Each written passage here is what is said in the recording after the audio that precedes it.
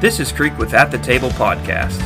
Here at the Table Podcast, our goal is to break down scripture and biblical topics to make them easy to understand and inspire conversation that is ultimately glorifying to God. We pray that this content blesses you, challenges you, and edifies you in your faith. So have a seat at the table, and without further ado, let's get into the show.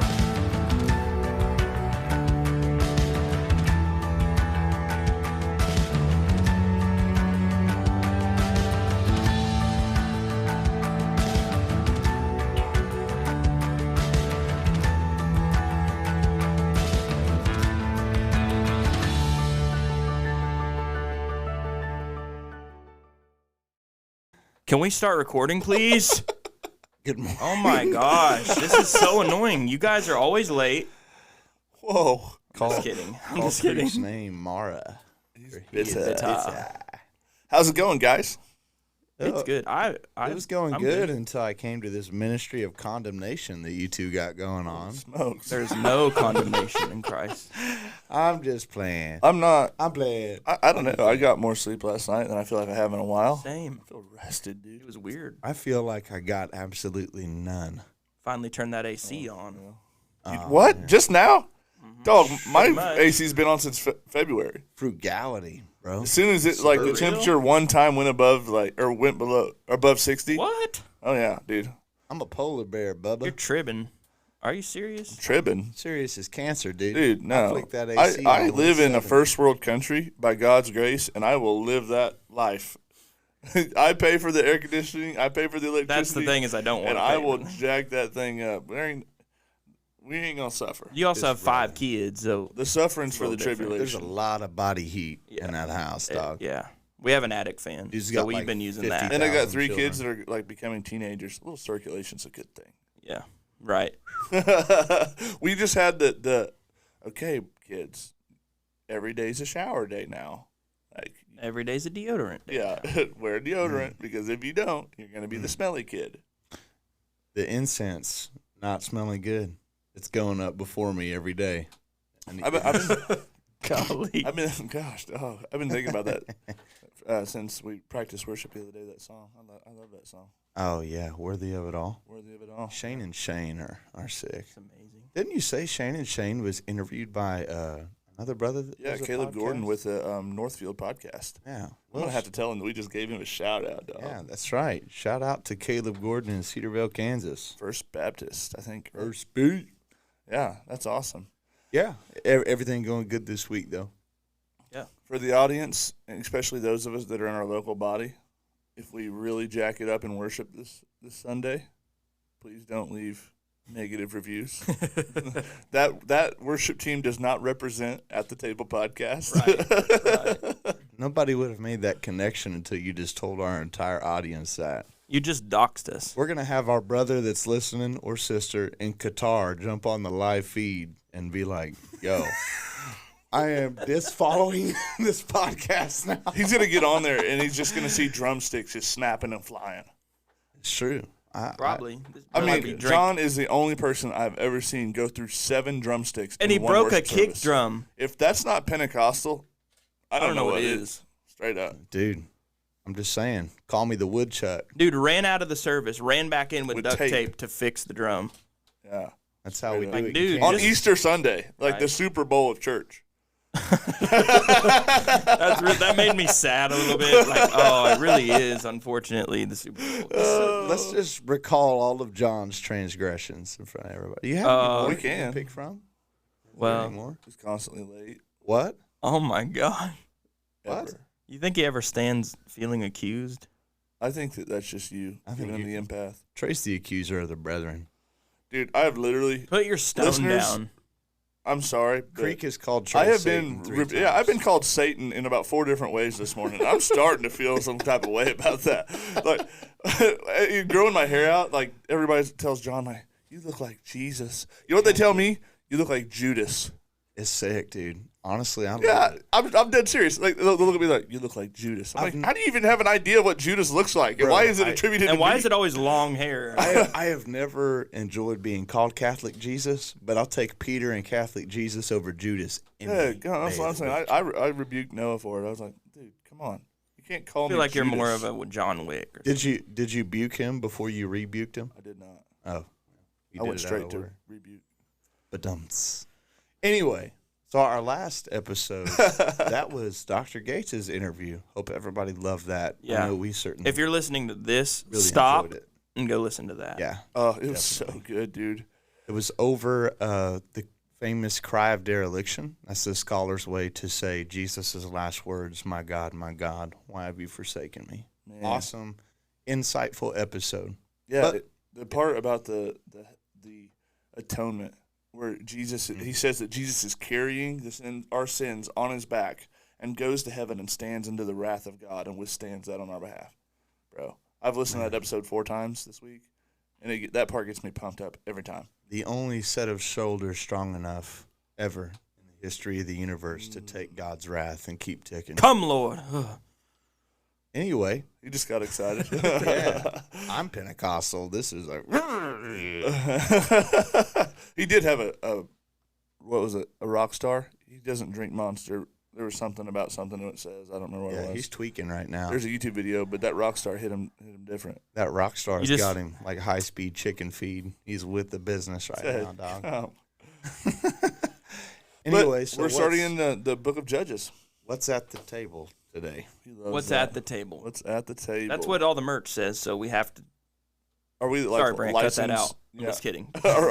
Are we license agreemented in? Like Yes. now you have to say this once per episode. Rockstar Energy. Oh my gosh, help us, Lord. Wow, that's not good. We're getting sued now. Anyway, no. Is there anything else dumb you want to say?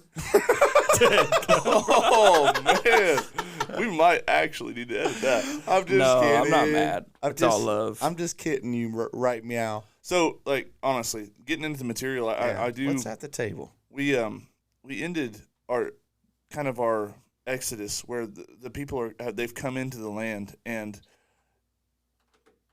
Joshua has replaced Moses as the leader, and we get to the end of Joshua's life where Joshua tells the people of Israel, right, you're not going to be able to keep the covenant of God. And How did you do that? Everything was just really jovial, and the most solemn atmosphere was created in this room just now. That was artistic. I don't even know how to dwell, so. Wow. Inside jokes. But Yeah. so like there's this transition moment, right? And we're left at the end of Joshua with another transition where it's like Joshua, his life is coming to an end, and who's going to replace him? Right. We have this expectation that there'll be like this next representative. Like, oh, this next dude's, going to be The new Joshua, yeah, right. They're- A new Moses. And as we pointed out in the last episode, too, one of the questions that we asked, or at least the last Snake Crusher episode, is the conquest going to be completed? Yeah. Because in the last episode, or the last Snake Crusher episode with the death of Joshua, that didn't happen yet. No, and God has decided that for whatever reason that there's not going to be another Joshua. The idea was that he was supposed to be the leader of the people, and you have two leaders that have failed, and so in one way or another, Joshua makes the covenant with people that he's not supposed to, even though they did lie, but he does fail in that area. And so we're picking up in Judges, and I guess just to give a brief overview, God has ordained this system as an interim, right? Like, in the absence of a Joshua, in the absence of a Moses, God is going to raise up individuals. And he's going to move on them in particular ways to accomplish His purpose. his purpose, right? To judge the enemies of God that are in the nation, but also even sometimes to judge the people, right? Right. Yeah, so the very first chapter of Judges starts off with a narrative answering that question. So it says, after the death of Joshua, the people of Israel inquired of the Lord. That starts as like a good sign. I Right. feel like we're in good territory. They probably right? feel a little bit like, not helpless, but just lost. Like, oh man, our representative is. That's a good point. Yeah, this guy that they've been used to doing that for them is dead. Yeah, I didn't even, honestly, I've never even thought about it like that until now. Thank you. Who shall go up first for us to fight against the Canaanites, to fight against them? The Lord said, Judah will go up. Behold, I have given the land into his hand.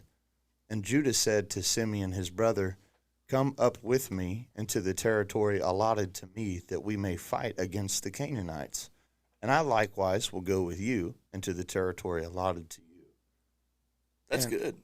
Well, I mean, yeah, but there's also like this, okay, but why?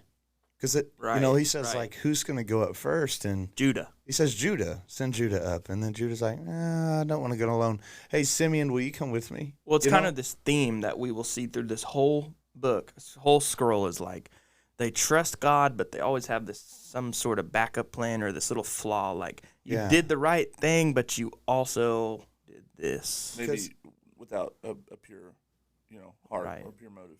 Well, because a lot of the time, it's kind of like with everything that we've covered so far, and that's really the business of the snake crusher stuff, is we are trying to flesh out or bring into view, so to speak, a motif. Right. And a lot of the times that God gives them commands, it's in the interest of painting a motif. Yeah.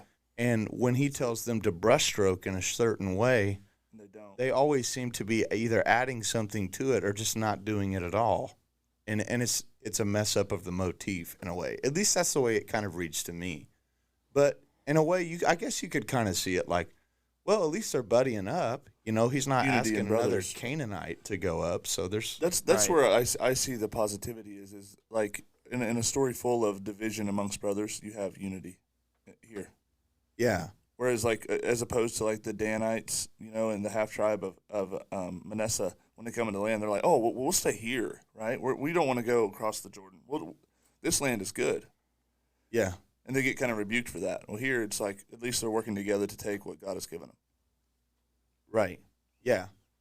And there's kind of an interesting passage here. Like, so the very first king they fight against, his name is Adonai Bezek, which literally translated in Hebrew can either mean Lord of Bezek, like Bezek is in the proper place, but it can also mean like Lord of Lightning. So you get this like storm god imagery of Baal, who is like the head god in their pantheon. So in the same way how we were used to in the Exodus, Pharaoh kind of embodied the serpent in a way. Yeah. Adonai Bezek is the new Pharaoh that is in view. And before in the conquest, you remember we had Sihon and Og, and we talked about the ritual bed of Og, king of Bashan, that was like that marriage bed of Marduk, right? So that we have a new Pharaoh character. So this is a serpent. Yeah. And it gets crushed. Pretty quickly. Judah going out against him. There's something there. Dalton, what was that? Or sorry, John. I used your government name, but what was it you were telling me about this king? There was something in particular. Yeah. So Adonai Bezek, whenever they fight him, it says that he fled. So they defeated the Canaanites and the Perizzites, as Adonai Bezek fled, he fled from the fight. They pursued him and caught him, and they cut off his thumbs and his big toes, which is kind of odd. But the story gives us some context. In verse 7, there's a quote from Adonai Bezek. He says, 70 kings, interesting number, 70 kings with their thumbs and their big toes cut off used to pick up scraps under my table. As I have done, so God has repaid me. Dadgum. This is what's cool. And they brought him to Jerusalem, and he died there. So there's something interesting. You remember like way, way, way back whenever, well, I guess not too way back. After the Exodus, they came to, I think it's Elim, where there was 70 palm trees, right? And so like, we've gone over to how in Genesis 10 there's this table of nations, with a list of like 70 nations, and it becomes a way to be able to describe totality of the world, right? So whenever you see the number 70 described in such a way, the fact that Adonai Bezek boasts of being able to have 70 kings with their thumbs and big toes cut off eating scraps underneath his table seems to basically be his way to say, me, the Lord of Lightning, dominates this world. Right. So, like, at this podcast, we all operate from what's called a divine council worldview. And this is the idea that in one way or another, that Earth reflects what's going on in the spiritual. It reflects what's going on in the heavenly. And we're given this list of nations in Genesis, the 70 nations, and it says that God numbered them according to the sons of God, right? And so there's this idea, and shout out to Dr. Heiser once again for all of his scholarly work and material, on that. But so the idea is that God placed in stewardship over these nations these other Elohim, right? These sons of God, these heavenly beings, and they have ruled unjustly, right? And so there's almost this idea, like, while it is symbolic of this one king on the earthly, he is taking charge over the worldly nations. It's almost this idea with this link to Baal, like maybe that this heavenly being has brought these other forces into alignment underneath him. It's really a way for him to try to proclaim his being as most high. Yeah, because if all the other kings have been subjected, then he would think in turn their gods have been subjected as well. The ruler of the nations. But we've seen throughout our Snake Crusher series that God has interest in the nations. Yeah. He has divinely decreed that the nations are going to come back to me. Right. See, and that's the amazing part to me. So they bring him to Jerusalem, and he dies there. But Jerusalem isn't a city that they have conquered yet. So it's almost like they chop off the big thumbs and the toes of this king that thinks himself to be divine over the nations. Yeah. They bring him to Jerusalem's front gates, in kind of a paraphrasing fashion. It doesn't literally say to his front gates. But you get the feeling that they, like, parade him to Jerusalem and be like, yo, like this dude has done to all of y'all, not only are we doing to him, but we're fitting to do it to you too. And it's almost like a prophetic word. Like, this city Means something. even though we haven't conquered it, it's going to mean something. And perhaps there will be a defeat over a ruler of the nations at this city. Yeah, that's a good point. And Jerusalem, literally translated in Hebrew, means city of peace. Although right now in verse 8, not very peaceful. Not very peaceful. So the men of Judah fight against Jerusalem and captured it and struck it with the edge of the sword and set the city on fire. And afterward the men of Jerusalem men of Judah went down to fight against the Canaanites who lived in the hill country, in the Negev, and in the lowland. And Judah went against the Canaanites who lived in Hebron, formerly Kiriath Arba, and defeated Shishai, Ahiman, and Talmai. A couple of interesting characters. Who are they descended from? Anak. From Anak. Right? So these are more remnants of these giant peoples of Canaan. These are more seeds of the serpent that are still in the land. And if I'm not mistaken, they are not just Anakim in the way that they are descendants of Anak generationally later down the line, but these are three of his sons directly. So this, from what I understand, I could be wrong. Either way, you have three guys in this area. They're Nephilim. Like, they're not good. And what's interesting about Hebron, this is forecasting a little bit, but Hebron becomes the first capital for Israel once it's established with a king as a nation. Yeah. Isn't that where Abraham dwelled too? Yeah, I think at least around there. I know that Hebron is the place where, I think that's close to where he buried his wife. I think that's where he bought the cave, was in Hebron for where he buried Sarah, and then Jacob gets buried in the same area, I think. Yeah, I think you may be right. So it says, from there they went against the inhabitants of Debir, and Debir was formerly Kiriath Sefer. And Caleb said, he who attacks this place and captures it, I will give him my daughter for a wife. And Othniel, son of Kenaz, Caleb's younger brother, captured it, and he gave to him his daughter for a wife. When she came to him, she urged her father for a field, and she dismounted for her donkey, and Caleb said to her, what do you want? She said, give me a blessing. Since you have set me in the land of the Negev, give me also the springs of water.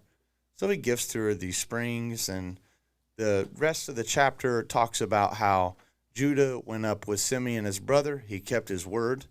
Hebron was given to Caleb, as Moses said, because he drove out from it three sons of Anak. That's what we just talked about. My boy Caleb, dude. Can we give a shout out to that man? He's bad to the bone, bro. At this point, he's like Joshua, the person he was grown up with, is dead, and Caleb is still rocking against the Nephilim.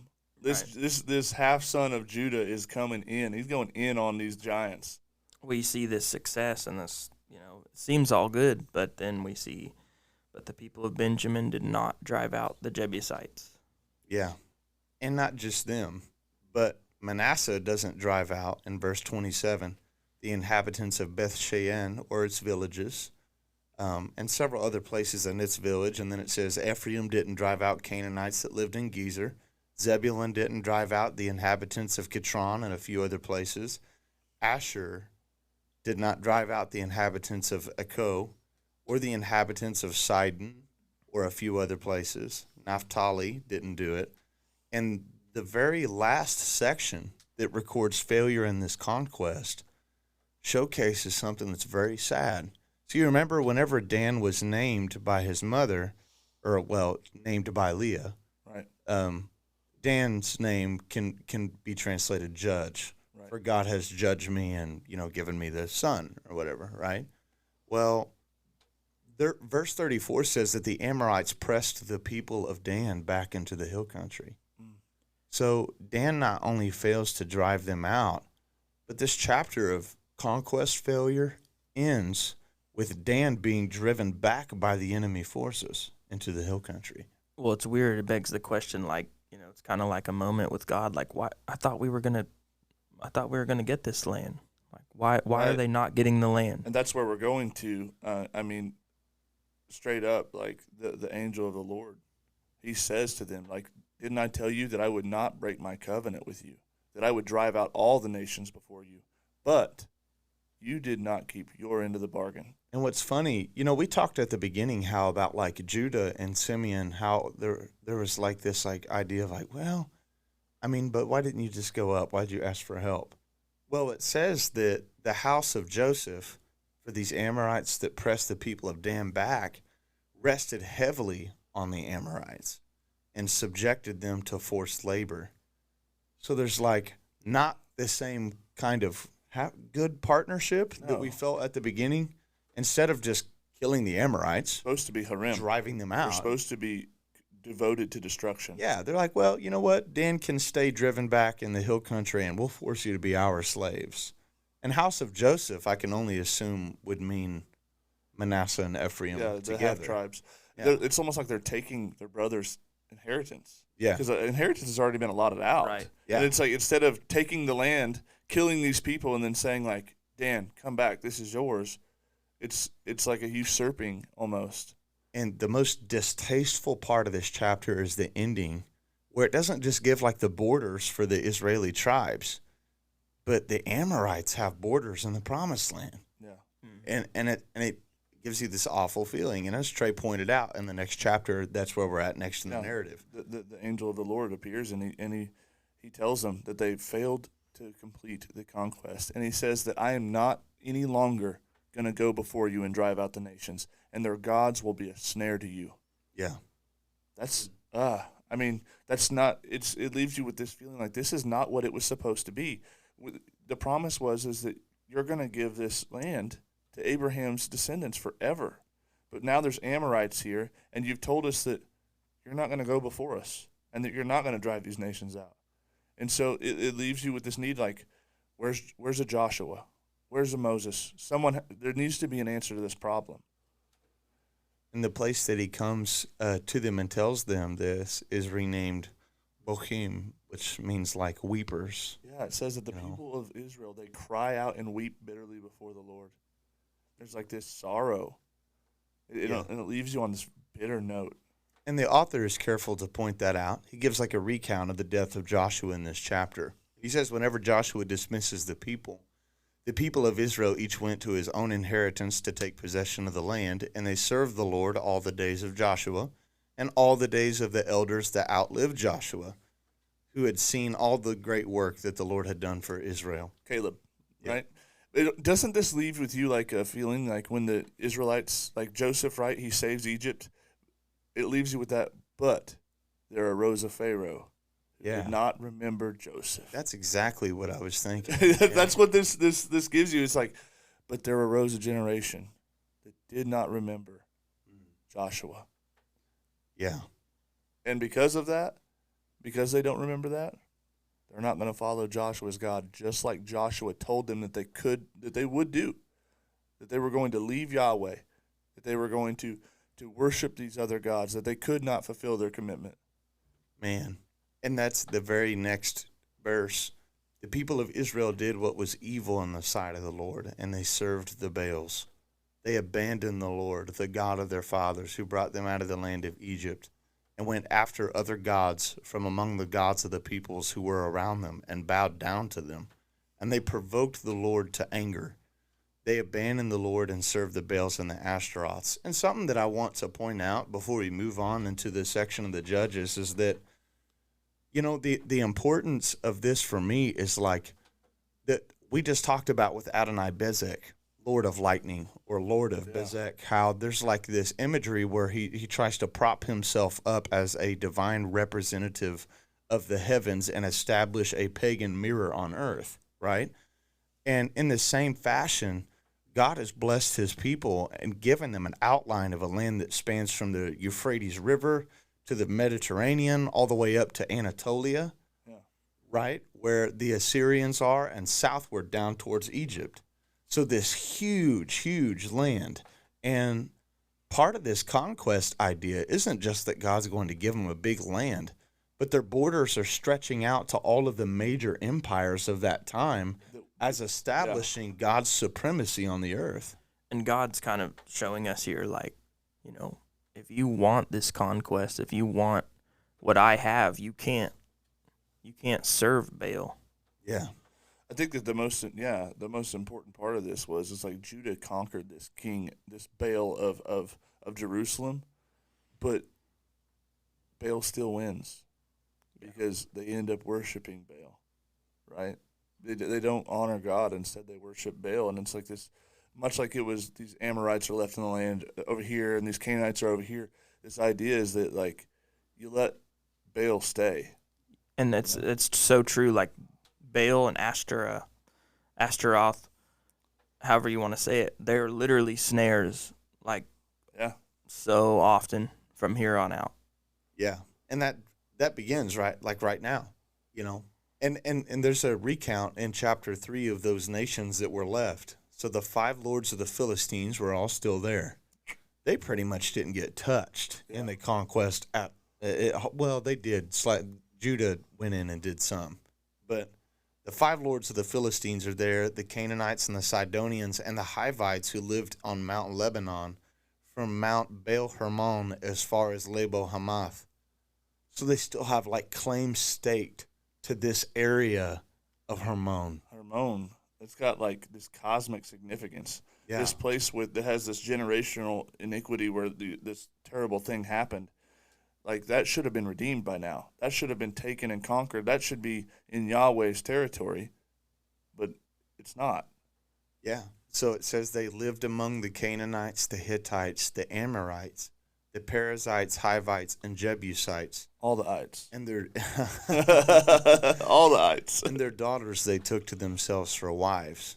And of their own daughters they gave to their sons, and they served their gods. Intermarrying. So they joined themselves not just to the gods, but to the people that are ruled by them. Yeah. And it's showing us, like, if it's up to the people, they're going to fail. Well, they've already failed. Like, right? They've already committed iniquity. They're already mixed. Now what happens? Right. And they have a few judges in this chapter that God raises up to deliver them. There's Ehud, there's Shamgar, there's Othniel. And where we'll pick up in the next chapter is with the judge that, Seems kind of out of place. In a way, just kind of brings shame. Yeah, it seems out of order. Great shame.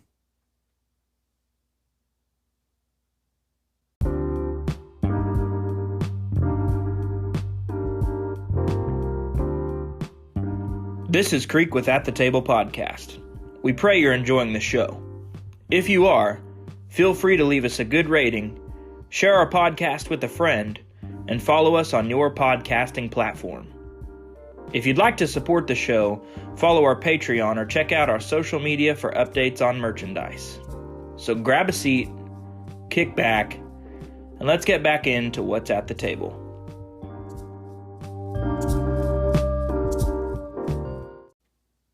Yeah, so it starts off in chapter 4, like we do have a judge over Israel, which is one of these things that God has raised up to deliver them and to, quite literally to judge over them. But it's a woman. And it's really out of place because let me just say this. To me it kind of feels like if you and your wife are cruising down the street and she sees some people oppressing and beating up on someone, and you're like, oh, wow, yeah, that's unfortunate. And she's like, yo, let's hop out the car. We can take them. And you sit in the car and you let her go take them on. That's kind of what this feels like to me for Israel. Yeah. That there is no man among them looking around, acting as a prophet. Well, and she's recorded as a prophetess. It's almost like an Eden thing for me, right? Like, it's like Adam letting Eve, have this conversation with the serpent. And even it's like a failure of a man to stand in the place of a man. Well, and that's the shameful thing. She has to kind of do that. In verse 6, it says, she sent and summoned Barak, the son of Abinoam from Kadesh Naphtali, and said to him, has the Lord, the God of Israel, commanded you? Go gather your men at Mount Tabor. So she has to, call out a dude to be like, go get your boys. Whose name means lightning. Like, he's supposed to be, it's like a masculine name. This name, it means like, you're supposed to be the guy, dude. And he's not. Yeah, well, he does the thing that I did at the zip line in Mexico with my wife. Because I'm scared of heights. I'm going to bust myself out here. I'm like, I really don't want to go zip line. She's like, please. It was on our honeymoon. Like, please go. You can go with me. They let us ride together. I'm like, all right, fine. So we get there, and then the dude's like, no, you can't go. I'm like, what? He's like, you're too big. You have to ride on your own. And I'm like, you have got to be kidding me right now. That sounds like a scene out of a nightmare. Yeah, it was definitely a nightmare. Freaking hundreds of feet above the ground on a cord, like standing on the edge of wet concrete with no harness. It was not good. Anyway, so she tells him to do this, and Barak says to her, if you'll go with me, I'll go. But if you won't go with me, then I won't here's go. The connection to the story. Okay, Mr. Lightning, you know what I'm saying? I mean, honestly, like in modern day terms, we would kind of look at him like, all right, bro, you're kind of a punk. Yeah. You know what I'm saying? But, I mean, kudos to Deborah, because in the absence of a man, she sees the problem. And she's like, hey, let's go. And she even tries to defer authority to the place where it's supposed to be. But the dude's a punk. And so she ends up operating in this place where she's basically leading Israel. Well, I'll give it to him. Coming up against 900 chariots of iron sounds like a tall task. I mean, it is a tall task, but we just read, like, the previous judge before him, Shamgar, killed 600 Philistines with an ox goad. Right. I mean, like, it's not like there's an absence of history of like God moving on these people in mighty ways. I like the way she says this. For this is the day in which the Lord has given Sisera into your hand. Like, get up. Yeah, and she even tells him, like, well, basically, like, all right, well, since you've played the role of a coward, God's not going to give him directly into your hand. He's going to give him into the hands of a woman. That's exactly what happened. So Sisera, the commander of the army that Barak is fighting against on behalf of the Israelites, is running away from this fight. God routs 900 iron chariots for the people of Israel. Huge feat. They rout him. Sisera's fleeing. And this lady's like, oh, hey, you can come inside my tent and hide. And he's like, oh, okay, bet. So he goes in and he's like, just cover me up with the blanket. And if anybody asks if I've been here, I haven't been here. She's like, all right, cool. So he puts the blanket over his head and then literally drives a tent peg through his head. You know what? I see this shirt that's like, if you can't handle me at my judges such and such, then you don't deserve my proverbs. You know what I'm saying? Right, but it's like that. It doesn't get any more like snake crushery than that. Yeah. Like this woman literally has the snake lay down, drives the tent peg through his head. And, like, what a picture does that paint, right? Wow. Yeah. You know what I'm saying? That's good. Because there's going to be a snake that's going to have a stake run through his head. Really? Straight up. Quite literally. I mean, it just reminds me of these shirts that we got on, dude. These Snake Crusher shirts, like Dalton's got on it, and it's so good. So, anyway, in Judges 5, the Israelites, there's a song here. I don't know. I feel kind of conflicted about this song. I'm going to read through it just real quick for the audience. That the leaders took lead in Israel, that the people offered themselves willingly, bless the Lord, which really feels sarcastic to me. I don't know. Hear, O kings, give ear, O princes. To the Lord I will sing. I will make melody to the Lord, the God of Israel. Lord, when you went out from Seir, when you marched from the region of Edom, the earth trembled and heavens dropped and clouds dropped water. Mountains quaked before the Lord, even Sinai before the Lord, the God of Israel. In the days of Shamgar, son of Anath, in the days of Jael, the highways were abandoned, and the travelers kept to the byways. The villagers ceased in Israel. They ceased to be until I arose. I, Deborah, arose as a mother in Israel, when new gods were chosen. Then war was in the gates. Was shield or spear to be seen among 40,000 in Israel? My heart goes out to the commanders of Israel who offered themselves willingly among the people. Bless the Lord. Tell of it, you who ride on white donkeys, who sit on rich carpets, who walk by the way to the sound of musicians at watering places. There they repeat the righteous triumphs of the Lord, the righteous triumphs of his villagers in Israel. Then down to the gates marched God's people. Awake, awake, Deborah, awake, awake, and break out in a song. Arise, Barak, lead away your captives, O son of Ebenoam. Then they marched the remnant of the noble. The people of the Lord marched for me against the mighty. From Ephraim their route marched down to the valley, following you, Benjamin, with your kinsmen. From Machir marched down the commanders, and those from Zebulun who bear the lieutenant's staff, princes of Issachar, and Issachar faithful to Barak. Among the clans of Reuben there were great searchings of heart.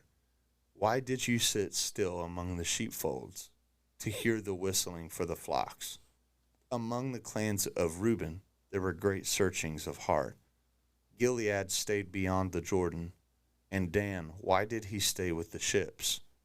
Asher sat still at the coast of the sea, staying by his landings.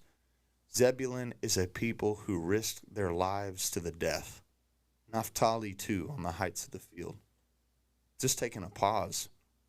The gauntlet's being thrown down. Dude, this is like an Abrahamic blessing kind of moment where, like, some people are getting good blessings and some people are getting, like, these call-outs. Like, but she's calling them out like you played the role of a coward. You stayed with your ships. Well, you know, these people of Zebulun, they risked their lives. We were talking about this divine council worldview. There might be some of that in view here. Verse 19 says, the kings came, they fought, then fought the kings of Canaan at Tanakh by the waters of Megiddo. They got no spoils of silver. From heaven the stars fought. From their courses they fought against Sisera. The torrent Kishon swept them away. The ancient torrent, the torrent Kishon. March on, my soul, with might. Then loud beat the horses' hoofs. See the galloping of the steeds. Curse Meraz, says the angel of the Lord. This is the first time the angel of the Lord has been mentioned since he smashed out of the conquest. Yeah. And it's him speaking directly to this prophetess, saying to this Meraz, curse them. Dadgum. Yeah. Kind of intense, right? The angel of the Lord is a savage. But this is why. Because they did not come to the help of the Lord, to the help of the Lord against the mighty. Most blessed of the women be Jael, the wife of Heber the Canaanite, of tent-dwelling women most blessed. He asked for water, and she gave him milk. She brought him curds in a noble's bowl. She sent her hand to the tent peg, and her right hand to the workman's mallet. Dog. She struck Sisera and crushed his head. Dadgum. There's that Eden language you were talking about. She crushed his head. She shattered and pierced his temple. Between her feet he sank. He fell and lay still between her feet. And she repeats the lines. So, between her feet, he fell. Everything about this just Something's a screams little like snake crusher. The last episode that we just did with Dr. Gates, like, I don't know, it kind of hyperlinks in my mind. But we end this story with Deborah. It's like where there couldn't be a man found in Israel to do what needed to be done. This woman, Deborah, she does. Yeah. And she operates for the first time. You have a woman operating in this place of prophet, where it's like she is the go-between now between God and the people, between the angel of the Lord and the people. Go Deborah, right? Man, no doubt. And in the next chapter, we have a new oppressor, the people of Midian, the distant cousins of the Israelites, team up with the Amalekites, the very first group of people that harassed them on their way into the promised land. And they start camping up against Israel every time they plant crops. And as soon as the crops grow, they forcibly take the crops from Israel. So they're plundering them. But again, why? It's because of idolatry. Yeah. God hasn't abandoned his people for no reason. They've given themselves over to the gods of the nations, and quite literally the gods of the nations, and their people are plundering them. Yeah. Right? This is what it means. It's like a contrast. If you want to serve those gods, this is how they will rule you. And Man, it also that seems is so good, dude. That reminds me of the conversation we were having yesterday. It's like that call of sin, and when you answer that, it's like there's no peace to be found there. When you bow down to that God, he'll stomp your head. it's also starting to seem like when you fight a nation and beat them with physical force, it seems to only temporarily fix the problem. And I think we see that. Especially when you don't over. do what you're supposed to do, right? Right. Like you don't finish the job, but yeah, definitely. And so God calls another judge out. But specifically in this case, it's by the angel of Yahweh. So the angel of Yahweh came and sat under the terebinth at Orpha, which belonged to Joash, the Abizrite, while his son Gideon was beating out wheat in the winepress to hide it from the Midianites. And the angel of Yahweh appeared to him and said to him, "The Lord is with you, O mighty man of valor." He says this to a guy that's hiding in a winepress. Something feels like there's a sermon in there somewhere. Oh, man, no doubt. And Gideon says to him, "Please, my Lord, if the Lord is with us, then why has all this happened to us? And where are all of his wonderful deeds that our fathers recounted us, saying, 'Did the Lord not bring us out of Egypt?' But now the Lord has forsaken us and given us into the hand of Midian." And the Lord turned to him and said, this angel of the Yahweh is called the Lord again, "Go in this might of yours and save Israel from the hand of Midian. Did I not send you?" And he said to him, "Please, my Lord, how can I save Israel? My clan's the weakest in Manasseh, and I'm the least in my father's house." What's funny is recounting this Egypt narrative, right? And Gideon's kind of like Moses here. Moses is like, "Well, I can't talk." And God's like, "Bro, I made the mouth." Got excuses. He's like, I've got your back. And then he's like, "Well, I really can't talk. I really can't talk." He's like, "Oh, well, all right. Your brother Aaron's on his way." And he's like, "Well, can you just send somebody else?" He's like, and then your Gideon's like, "I'm kind of like the weakest." Well, and we see God choosing the weakest. Like we see God choosing the weakest clan in Manasseh and the least of his father's house. What does that actually mean? I'd assume it means like the youngest. Like God picking the weak. It definitely means like that God chooses, and this is a consistent theme through Scripture. He elevates what is considered weak. Humble, weak. Right. And in doing so, it's his glory that's shown, right? Right. He chooses these humble objects, these humble vessels, and when he goes with them, whenever his spirit is with them, they do mighty things, and it's attributed to him and not to Right, them. exactly. God gets the glory. Right. God gets the credit. Well, and Gideon does something that's like kind of courageous. He goes by night and he starts ripping down like Baal altars, right? Yeah. And then whenever so Gideon took 10 of his servants and did as the Lord had told him. but because he was too afraid of his family and the men of the town to do it by day, he did it by night. So it's like, okay, well, I mean, I'm glad you did something, but you were afraid. And so whenever they find out that Asherah was cut down and the altar of Baal beside it was broken down in this town, the townspeople are mad and they say, who did it? And they searched and inquired and they said, Gideon, the son of Joash, has done this. So the men of the town say to Gideon's dad, give us your son that he will die, for he has broken the altar of Baal and cut down Asherah who was beside it. And Joash said to all, man, will you contend for Baal or will you save him? Whoever contends for him shall be put to death by morning. If he is a god, let him contend for himself, because his altar has been broken down. Man, so his dad gives the most stellar defense of him. He's like, yo, if your God is actually a god, then let him actually come down here and do something about it. Right. But if he's not, then let any of you that contend to him be put to death by tomorrow morning. Let's go. Are you really going to have faith in this?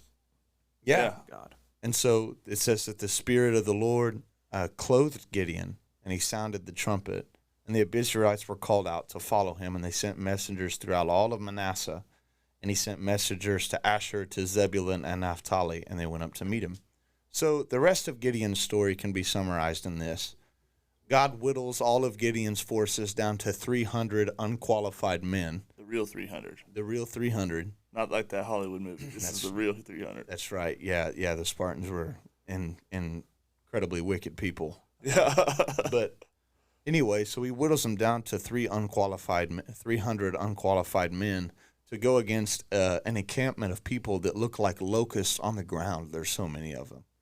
And, and he wins. God gives deliverance for him, and Gideon defeats them, and he is delivered from the hand of the Midianites. And then Judges chapter 9 gives us this conspiracy of fighting in between Gideon's sons for rulership over the people of Israel. Because the people tried to make Gideon king. Yeah. And Gideon says, no, let the Lord rule over Israel. That's right. And, Amen. But he has 70 sons, right?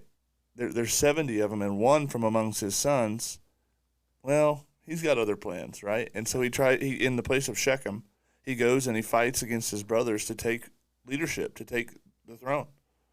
Yeah. And God raises up a few more judges. Until we hit Judges 13, we have an interesting one born. It says, the people of Israel did what was evil again in the sight of the Lord. And the Lord gave them into the hand of the Philistines for 40 years. There was a man of Zorah of the tribe of the Danites, who's named Manoah, and his wife was barren and had no children. And the angel Familiar story. Yeah, right. And the angel of Yahweh appeared to the woman and said to her, behold, you are barren and have not borne children, but you will conceive and bear a son. Therefore be careful and drink no wine or strong drink, and eat nothing unclean. For behold, you shall conceive and bear a son. No razor will come upon his head, for the child will be a Nazarite to God from the womb. He shall begin to save Israel from the hand of the Philistines. So then his wife, or the woman tells her husband, a man of God came to me. His appearance was like the very appearance of the angel of God. I did not ask him where he was from, and he did not tell me his name. But he said to me, you will conceive and bear a son. So then, drink no wine or strong drink. Don't eat anything clean. The child will be a Nazarite. And Manoah prayed, and he said, let the man that you sent come to us again and teach us what we are to do with the child that's been born. He's supposed to be set apart. In a people absolutely. that's already supposed to be set apart. In a divinely foretold birth. Yes. And notice what it said. He will begin to set the people free from the. That's right. He doesn't say that he will set them free. He said he will begin to set them free. I love this passage too. So Manoah says to the angel of the Lord, what is your name, so that when your words come true, we may honor you? Because he tries to get him to eat this goat that he's going to prepare. And he says, if you make me a goat, I'm not going to eat it, but offer something to the Lord. Offer a burnt offering to the Lord. And anyway, so the angel of Yahweh says to him in response, Why do you ask my name, seeing that it is wonderful? So Manoah took the young goat and the grain offering and offered it on the rock to the Lord, the one who works wonders. And Manoah and his wife were watching, and when the flame went upward to heaven from the altar, the angel of the Lord went up in the flame of the altar. Now Manoah and his wife were watching, and they fell on their faces to the ground, and the angel of Yahweh appeared no more to them. So Samson grows, and Samson's called a Nazirite, and we'll paraphrase the rest of his life here. A Nazirite vow is something that was laid out to us in the earlier chronicles of the Torah, and basically there's a few guidelines. You eat nothing of the fruit of the vine, you drink no strong drink, and a razor never comes upon your head, and you never eat anything unclean. You never touch anything dead. Right, yeah, don't touch anything dead either, right? And Samson, is born divinely of Dan, and, oh, man, I don't want to be, heretical. But Samson's just doesn't turn out very good. Right. He starts out the gate, marries a Philistine lady, doesn't work out with her. When he's supposed to begin to defeat the Philistines. He's always towing this line. So when he gets with the first Philistine lady, and it's not great, instead of saying, oh, man, I should have picked an Israelite, he's like, let's double down. Yeah. I'll get another Philistine lady. So he gets another Philistine lady named Delilah, and things don't work out well there either. He breaks his Nazirite vow by eating honey from the carcass of a lion. So, not good. Just not good, yeah. Although it does have prostitutes. It's like exactly. One thing that we failed to mention thus far, though, is that the Spirit of God comes upon Samson in these moments, and he exhibits unreal strength. Yeah. Like he is a warrior like Israel has never seen. Yeah. I mean, it takes a jawbone of a donkey and kills, 1,000 Philistines. Yeah, I mean, this guy, when the Spirit of God moves on him, he's unreal. Like, when we look at his highlight reel versus, the things that happened at home, what happened at home wasn't great, but when the Spirit of God was on him, he accomplished mighty things. The dude catches, 300 foxes and ties them together. Yeah, and burns down a Philistine city. I mean, he's absolutely unreal. He's like a comic book hero for the Israelites. Exactly. And honestly, it's interesting you point that out. He is like a comic book hero. He doesn't behave himself morally in a way that is loyal to Yahweh. He's consistently breaking his Nazirite vow. And God uses him anyway to bring awesome works of deliverance, and his life tragically ends because although he lies previously to Delilah more than once, he finally tells her the source of his strength. It's the one piece left of his Nazirite vow that he has not broken. Yeah, of him being set apart. He's it's the one every thing other he part has left.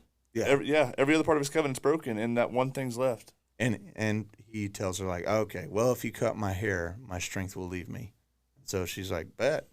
He goes to sleep. She seduces him, cuts his hair, and the Philistines come in, and they gouge out his eyes after they cut his hair, and they bind him with each of his hands strapped to pillars in a pagan temple. You would have thought, with him, he's not dumb. He should have known, she's out to get you. I think that there's part of it that's the arrogance of Samson. Right. He's forgot that it was God that was doing these things. It wasn't you. Right. And you've broken these other parts of your vows, and you're getting willy-nilly with this one because you forgot that it was God moving upon you. I think that's a good point. He starts out by breaking the rules that would seem smaller, don't marry Philistines, blah, blah. Right. He gets there, and then he touches the lion, then he does all these things. And eventually, I think he thinks, well, you can cut my hair, it won't matter.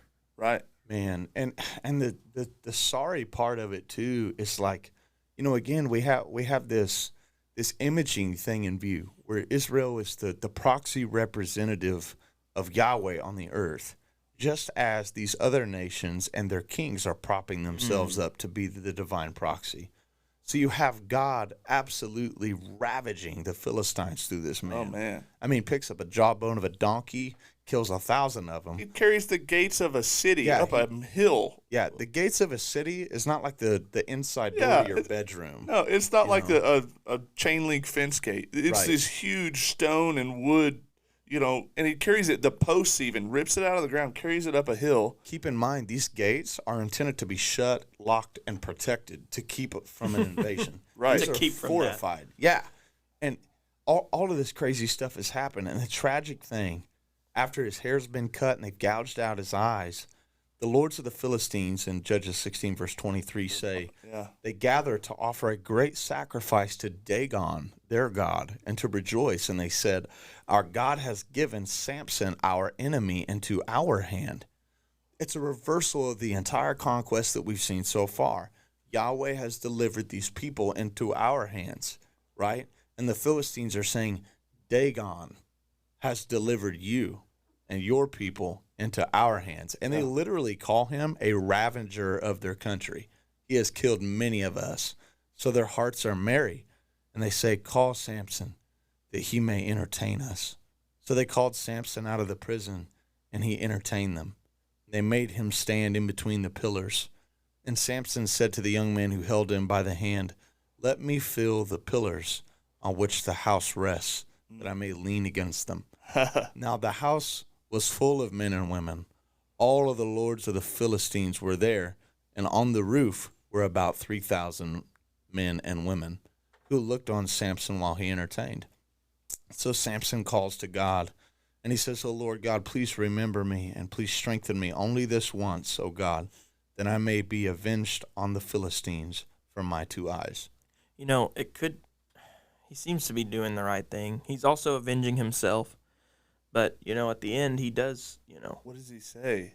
Look on me. Like, there's an idea like it's coming back to memory. Like, oh, God, look on me just one more time. Right. Don't let it end like this. It's almost like Jacob, like, you have kept me all of my days. Yeah, just look on me this one more time. He remembers, and I think that there's something here, and I don't want to flesh it out too much, but I want to leave like a parenthesis here or an asterisk or something, because I want to get back to it as we progress through there is something prophetic about carrying gates up a hill and then being like displayed and mocked, right?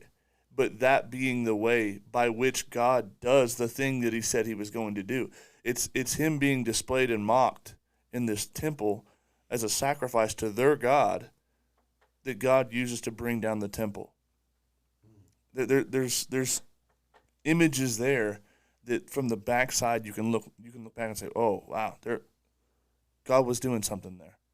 Yeah. There may even, yeah, exactly.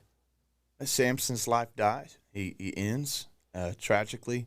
Takes quite a few Philistines with him, praise God. But in chapter 18, another apostasy. Dan, just to paraphrase and summarize it, sets up like a false religion unto Yahweh. And they set up a carved image for themselves. And this is the real kicker. And Jonathan, the son of Gershom, the son of Moses, and his sons were priests to the tribe of Danites until the day of captivity. So Moses' descendants defect away from Yahweh to minister as priests unto this carved image that Dan has set up in his territory. Yeah, not If good. Moses were still alive. Yeah. Oh my gosh. It'd be, if Joshua was still alive, there'd be quite literally hell to pay. Yeah. I mean, he'd get it in. And the very last story that we'll cover is just a very odd story of a Levite man that has a concubine, and the men of Benjamin do something horrible. This story is just like Sodom and Gomorrah with Abraham and Lot. So he says so the man rose up to go. His father-in-law pressed him, and he stayed a night there again. On the 5th day, he rose early in the morning to depart. This is this Levite. He's a priest. And the girl, his concubine, the girl's father said, strengthen your heart and wait until the day declines. So they stay again. Now, behold, the day has waned towards evening. Please stay the night, and early in the morning make your journey home. But the man would not stay the night. He rose up and departed and arrived opposite Jebus, that is, Jerusalem. So he arrived opposite of Jerusalem. He has with him a couple of saddled donkeys and his concubines with him. And when they were near Jebus, the day was nearly over, and their servant said to his master, when they were near Jerusalem, Come now, let us turn aside into the city of the Jebusites and stay the night in it. And his master said to him, We will not turn aside into the city of foreigners that do not belong to Israel, but will pass on to Gibeah. And he said to his young man, Come and let us draw near to one of those places to spend the night at Gibeah or Ramah. So they reject Jerusalem as a staying place because it's not dominated by God's people. It's pagan. So they say, surely the better place to stay is with God's people. So they go to Gibeah that belongs to Benjamin. They turn aside there and stay the night. And an old man was coming from his work in the field in the evening. The man was from the hill country of Ephraim. He was sojourning in Gibeah. The men of the place were Gibeonites. And he lifted up his eyes and saw the traveler open in the open square of the city. And the old man says, Where are you going? They say, We're passing from Bethlehem and Judah to remote parts of the hill country. We have straw and feed for our donkeys with bread and wine for, so they turn aside basically to stay in for this stranger from the hill country of Ephraim. And Gibeah makes their hearts merry. And worthless fellows, it says, surround the house, beating on the door. And they say to the old man, Bring out the man that come into your house that we may know him. Yikes. This is like a King James no. Yeah. They do the same thing that Sodom and Gomorrah does. They say, Bring out this Levite priest so that we can rape him. Yeah. I find it funny, like what you were saying, like it goes from Jerusalem to this. Like Jerusalem, like you said, like it means like city of peace. Like it's like almost like this image of peace, and then it goes to Sodom and Gomorrah. Yeah, definitely. But also in that is that what the story seems to be painting is inside of this land, God's people have become worse than the foreigners. Well, yeah. And the story, sorry to cut you off, but the guy does the same thing, except there is no angel of Yahweh interceding, right? Or sorry, not angel of Yahweh, but there are no angels interceding. So the guy says, Behold, here is my virgin daughter and his concubine. Violate them. Do what seems good to you, but against this man, don't do this outrageous thing. So they wouldn't listen to him. They seized his concubine and made her go out to them, and they abused her all night until the morning. And as the dawn began to break, they let her go, and they killed her. It's horrible. And, Israel takes up war against Benjamin, and what happens is that guy takes his concubine, divides her into 12 pieces, sends a piece of her to every tribe, and the tribes are like, this thing is so bad that they all ride together on these people, and they annihilate them. But as to what I was saying before, that's the whole point of this story, is to show that, like, you remember how bad Sodom and Gomorrah was? Right. This is worse. It reminds me of what, we read, a couple books later on where it says, like, Sodom and Gomorrah would have repented, like, had they seen these signs and wonders. The people of God have fallen that far. And the very last verse in the whole scroll, or the whole book of Judges, ends with telling us this Sodom and Gomorrah thing. In those days there was no king in Israel, and everyone did what was right in his own eyes. Which is kind of strange, because you're like, well, there's no king. Well, yeah, there's never been a king. But we've had these little snippets. Balaam's oracle. Right, we've had these little things that say, like, oh, well, maybe there should be. So what we're left with in this Snake Crusher series, laying in this plane, is no snake crusher, but painted that even amongst God's people, there is desperate need for one to come. Right. Yeah, and in like relation to that, and for the purpose of this episode, like to wrap everything up, like we've had these little pictures given, right?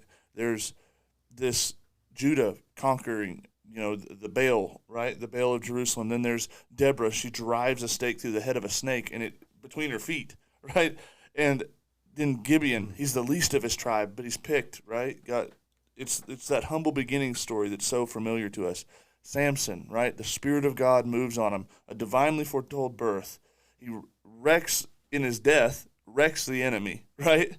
There's all of these things, all of these pieces in Judges that if you pull them out from the backside, or looking back in, it's like, okay, yeah, we need a little bit of that.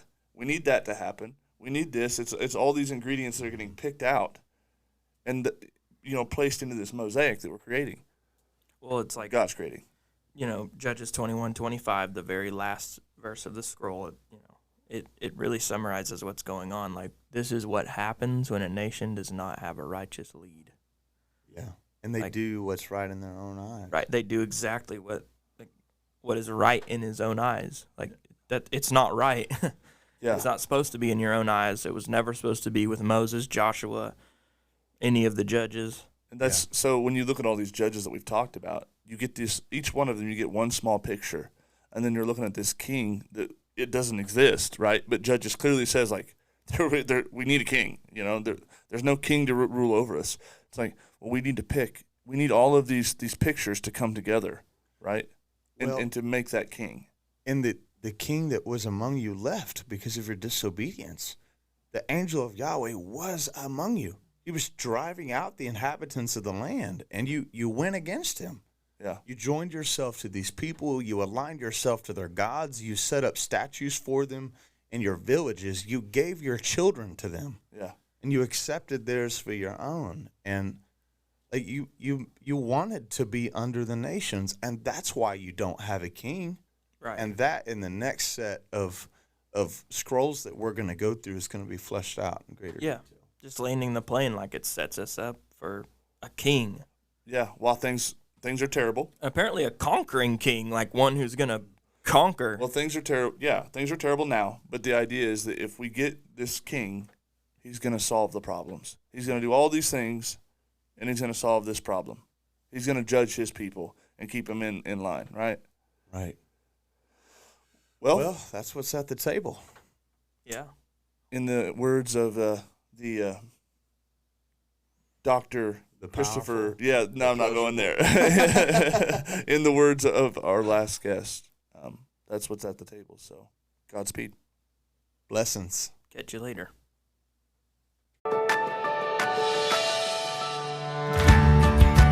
Thank you for listening to another episode of At the Table Podcast.